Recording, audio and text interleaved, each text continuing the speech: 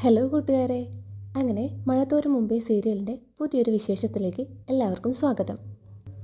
അങ്ങനെ അലീന ബാലചന്ദ്രന് വടിയെടുത്ത് കൊടുക്കുന്നുണ്ട് കേട്ടോ. അപ്പം അലീന ചോദിക്കുന്നുണ്ട്, ഈ വടിയാണോ സാർ? ഇതല്ല, പക്ഷേ ഇതായാലും മതി. അപ്പം അലീന വൈജയന്തിയെ നോക്കിക്കൊണ്ട് ബാലേന്ദ്രനോട് ചോദിക്കുന്നുണ്ട് കേട്ടോ, സാറിൻ്റെ മുറിയിൽ വല്ല എലിശല്യം ഉണ്ടോ? അപ്പം ബാലേന്ദ്രൻ പറയുന്നുണ്ട്, എലി മാത്രമല്ല, ചില കടലാസ് പുലികളുടെ ശല്യമുണ്ട്. അപ്പോൾ വടിയുടെ വലിപ്പവും വണ്ണൊക്കെ കാണുമ്പോൾ വൈജയന്തിക്ക് പേടിയാവുന്നുണ്ട് കേട്ടോ. അപ്പോൾ ബാലേന്ദ്രൻ പറയുന്നുണ്ട്, എൻ്റെ ചൂട് നിനക്കറിയാലോ, അത്രയും പാകത്തിനാക്കിയിട്ട് മസാല ദോശ കൊടുത്തയച്ചാൽ മതി. ഇനി ആ ചൂടില്ലെങ്കിൽ കൊണ്ടുവരുന്ന ആൾക്ക് നല്ല അടി കിട്ടും. അതിപ്പോൾ ആരായാലും. ഇനിയിപ്പോൾ നീയാണ് കൊണ്ടുവരുന്നുണ്ടെങ്കിൽ നിനക്കും കിട്ടും നല്ല അടി.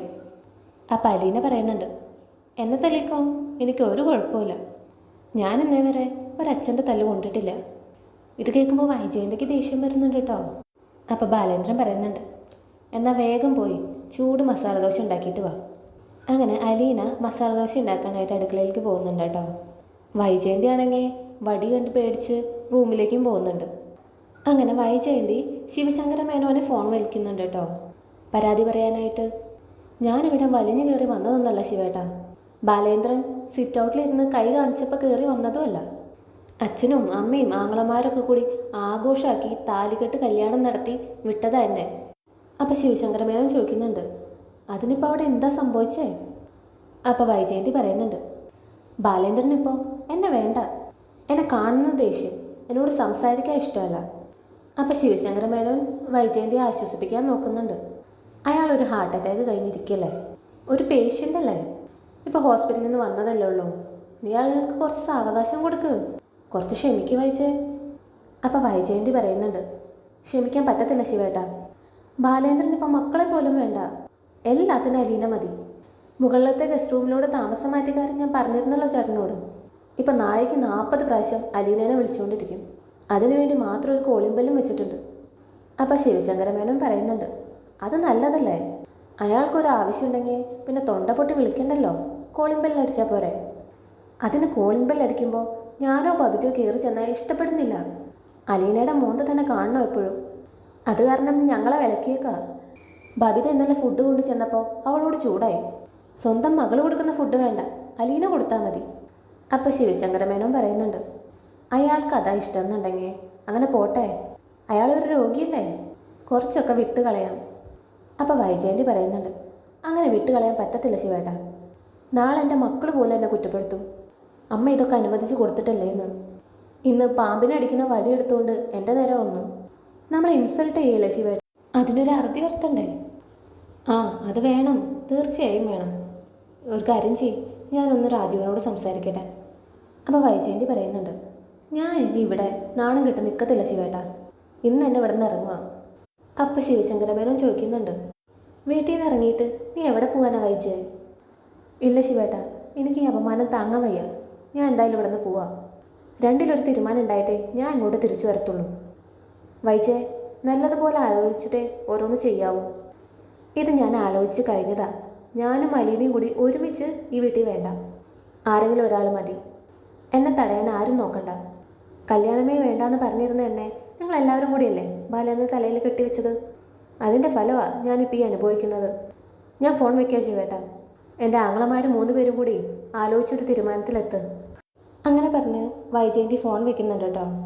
ഇതൊക്കെ ബബിത കേൾക്കുന്നുണ്ട്. അപ്പോൾ ബബിത ചോദിക്കുന്നുണ്ട്, അമ്മ എന്തുദ്ദേശിച്ച് എങ്ങനെയൊക്കെ ചെയ്യുന്നേ? ഇതെല്ലാം പാരിക്കെട്ടിയോണ്ട് അമ്മ ഇപ്പം എങ്ങോട്ട് പോവാ? അപ്പോൾ വൈജയന്തി പറയുന്നുണ്ട്, ഞാൻ എൻ്റെ പാട്ടിന് പോവാ. ഒരു പട്ടിയുടെ വില പോലില്ലാതെ ഇവിടെ നിൽക്കാൻ വൈജയന്തിയെ കിട്ടത്തില്ല. എനിക്കൊരു വീടുണ്ട്, ജോലിയുണ്ട്, ഞാൻ ആരുടെ അടിമയൊന്നുമല്ല. എനിക്ക് പുല്ല് വില കളിപ്പിച്ചവർക്ക് ഞാനും പുല്ല് വില കളിപ്പിക്കുന്നേ.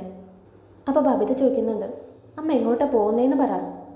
എനിക്ക് മനസ്സില്ലടി പറയേ, നീയൊക്കെ നിൻ്റെ അച്ഛൻ്റെ വാക്ക് കേട്ട് കൂടെ ജീവിച്ചോ. അപ്പോൾ ബബിത പറയുന്നുണ്ട്, ഇങ്ങനെ പിണങ്ങി പോകാൻ മാത്രം ഇവിടെ എന്താ ഉണ്ടായമ്മേ? ബാലേന്ദ്രൻ വടിയെടുക്കുന്നത് നീയും കണ്ടതല്ലേ, എന്തിനായിരുന്നു അത്? വേണ്ടി വന്ന എന്നെ തല്ലി ഇറക്കാൻ. അതിന് നിന്നു കൊടുക്കേണ്ട ഗതികേടൊന്നും വൈജയന്തിക്ക് ഇപ്പില്ല. അപ്പോൾ ബബിത പറയുന്നുണ്ട്, അമ്മേ, അച്ഛൻ വെറുതെ പേടിപ്പിക്കാൻ വേണ്ടി കാണിച്ചതല്ലേ, അമ്മ എങ്ങനെ പോയാലോ? അപ്പോൾ വൈജയന്തി പറയുന്നുണ്ട്, എലീനെയും പാമ്പിനെയൊക്കെ ഓടിക്കാൻ വേണ്ടി വെച്ചിരിക്കുന്ന വടിയാ അതെടുത്ത് എൻ്റെ നേർക്ക് നീട്ടിയത് എന്നെ ഇൻസൾട്ട് ചെയ്യാൻ വേണ്ടി തന്നെയാണ്. ഇനി ഞാൻ ഇവിടെ നിൽക്കത്തില്ല. അങ്ങനെ വൈജയന്തി ഡ്രസ്സൊക്കെ പാക്ക് ചെയ്ത് ഇറങ്ങുകയാണ് കേട്ടോ. ബബിത ഒരുപാട് പറഞ്ഞു നോക്കുന്നുണ്ട് പോവരുതെന്ന്, പക്ഷെ അതൊന്നും വൈജയന്തി കേൾക്കുന്നില്ല. പിന്നെ കാണിക്കുന്നത് ബാലേന്ദ്രനെയാണ് കേട്ടോ. ബാലേന്ദ്രനാണെങ്കിൽ ഷേവ് ചെയ്തുകൊണ്ടിരിക്കുകയായിരിക്കും. അപ്പോഴാണ് കേട്ടോ ബബിത കയറി വരുന്നത്. അച്ഛാ, അമ്മ പോയി. അപ്പോൾ ബാലേന്ദ്രൻ പറയുന്നുണ്ട്, ആ പോട്ടെ. അമ്മ എല്ലാ സാധനങ്ങളും എടുത്തിട്ടാണ് പോയത്. അതിനെന്താ? അതൊക്കെ യൂസ് ചെയ്യാനുള്ളതല്ലേ, എവിടെ ഇട്ടിട്ട് പോയാ നിനക്കൊന്നും പാകാവത്തൊന്നുമില്ലല്ലോ.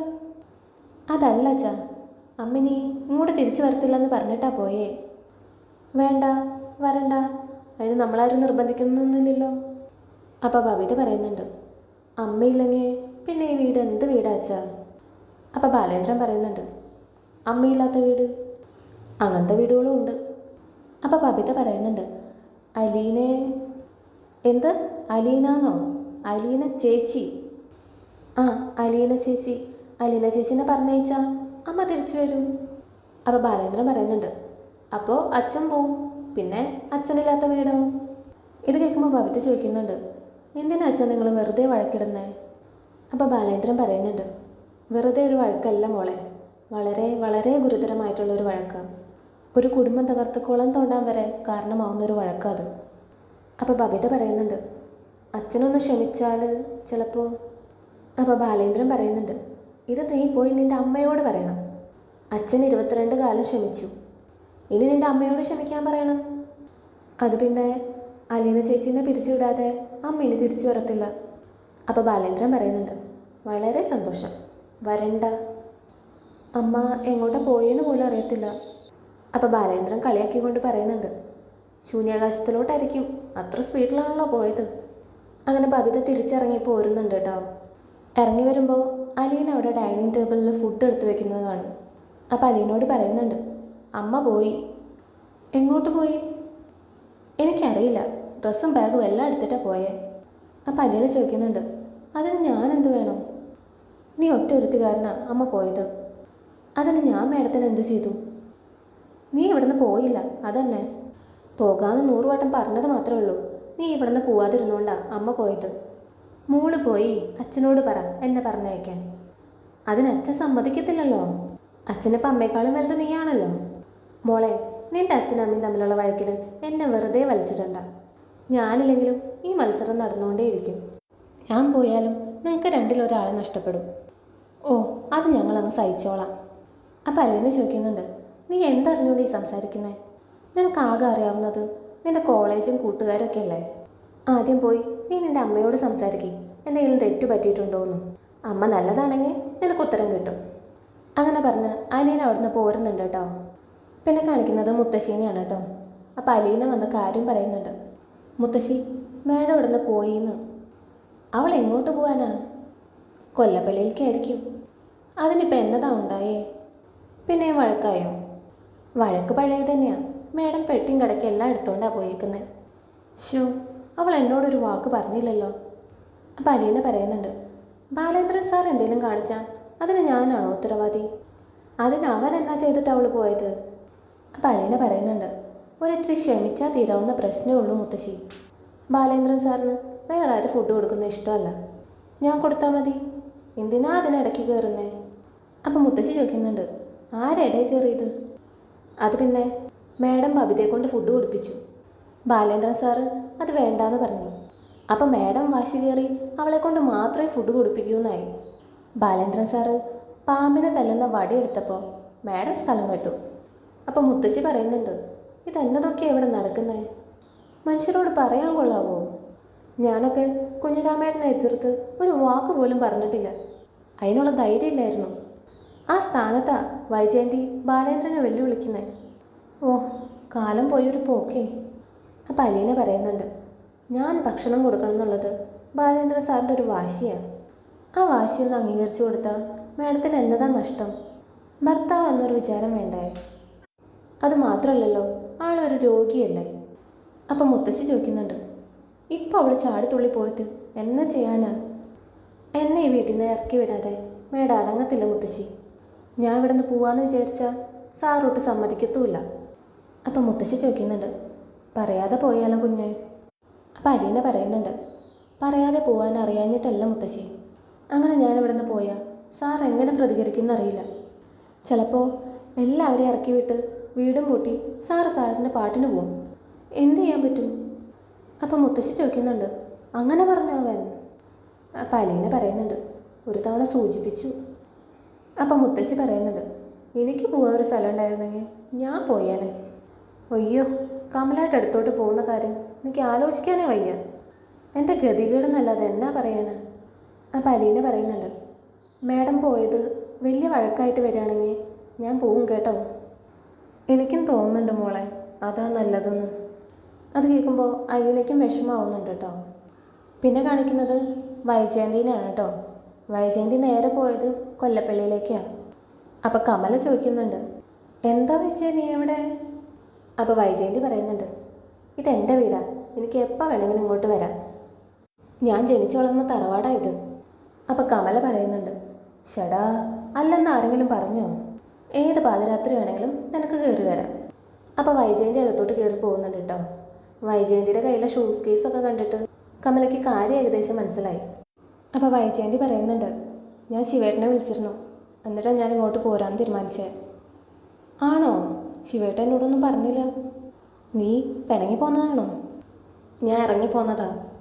ഇനി തിരിച്ചു പോകണമെന്നുണ്ടെങ്കിൽ എൻ്റെ ആങ്ങളമാരെ എൻ്റെ കാര്യത്തിലൊരു തീരുമാനം ഉണ്ടാക്കണം. വൈജയന്തി വന്നതൊന്നും കമലയ്ക്ക് തീരെ ഇഷ്ടപ്പെട്ടിട്ടില്ല കേട്ടോ. അപ്പോൾ കമല പറയുന്നുണ്ട്, ഗംഗേട്ടൻ തീരുമാനം ഉണ്ടാക്കിയിട്ടല്ലായിരുന്നു അവിടെ നിന്ന് തിരിച്ചു പോയത്.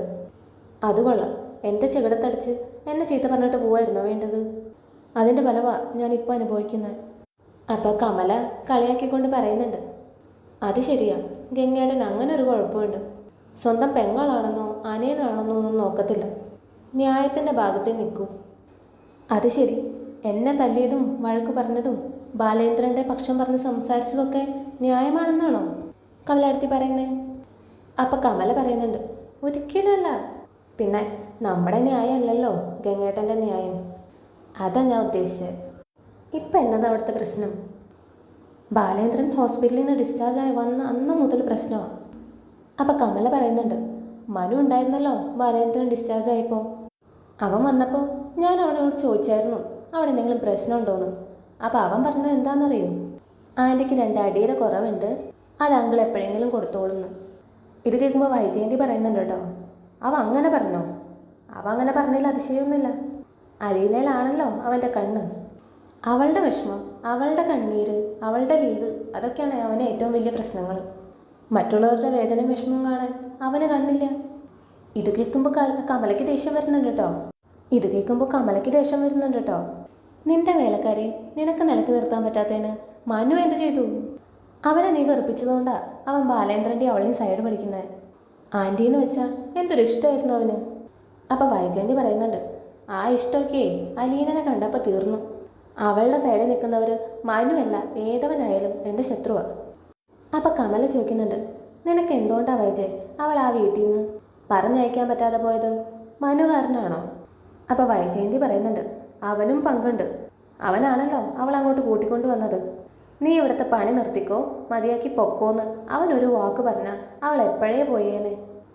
അപ്പം കമല ചോദിക്കുന്നുണ്ട്, അതിന് ബാലേന്ദ്രൻ വിടാതെ അവൾ അവിടുന്ന് പോവുമോ? അപ്പം വൈജയന്തി പറയുന്നുണ്ട്, മനു പറഞ്ഞാൽ പോവും. അതിനു പകരം അവൻ പറഞ്ഞത് എന്താണെന്നറിയോ കമലടുത്തേക്ക്? ആൻറ്റി പറയുന്നതൊന്നും കേൾക്കണ്ട, അങ്കിള് പറഞ്ഞത് മാത്രം അനുസരിച്ചാൽ മതിയെന്ന്. അങ്ങനെയായിരുന്നോ അവൻ പറയേണ്ടിയിരുന്നത്? അപ്പം കമല പറയുന്നുണ്ട് കേട്ടോ, ഓ അതെല്ലാം കഴിഞ്ഞു പോയില്ലേ, ഇപ്പം എന്ത് കുഴപ്പമുണ്ടാക്കിയിട്ടാ നീ ഇറങ്ങി പോന്നേക്കുന്നേ? ഞാനിപ്പോൾ ഒരു കുഴപ്പമുണ്ടാക്കിയിട്ടില്ല. ബാലേന്ദ്രനിപ്പോൾ എന്നെ കാണണ്ട, മക്കളെയും കാണണ്ട, അലീനനെ മാത്രം കണ്ടാൽ മതി. എല്ലാത്തിനും അലീന മതി. മുകളിലേക്ക് അവൾക്കല്ലാതെ വേറെ ഒരാൾക്കും പ്രവേശനവുമില്ല. അപ്പം കമല പറയുന്നുണ്ട്, നീയും മക്കളും ഒറ്റക്കെട്ടായി നിൽക്കണം വൈജയ്. നിങ്ങളെല്ലാവരും ചെന്ന് ഇതിവിടെ നടക്കത്തില്ലെന്ന് പറഞ്ഞാൽ അവൾക്ക് പിന്നെ ഒന്നും ചെയ്യാൻ പറ്റത്തില്ല. അപ്പോൾ വൈജയന്തി പറയുന്നുണ്ട്, ബാലേന്ദ്രൻ അവൾക്ക് വേണ്ടി എന്ത് ചെയ്യാനും ഒരു മടിയുമില്ല. അപ്പോൾ ഇത്രയാണ് കേട്ടോ ഇന്നത്തെ എപ്പിസോഡിൽ സംഭവിച്ചത്. വീഡിയോ ഇഷ്ടപ്പെട്ടാൽ ലൈക്ക് ചെയ്യാനും സബ്സ്ക്രൈബ് ചെയ്യാനും മറക്കല്ലേ. കൂടുതൽ വിശേഷങ്ങൾക്കായി അടുത്ത വീഡിയോയിൽ കാണാം. താങ്ക്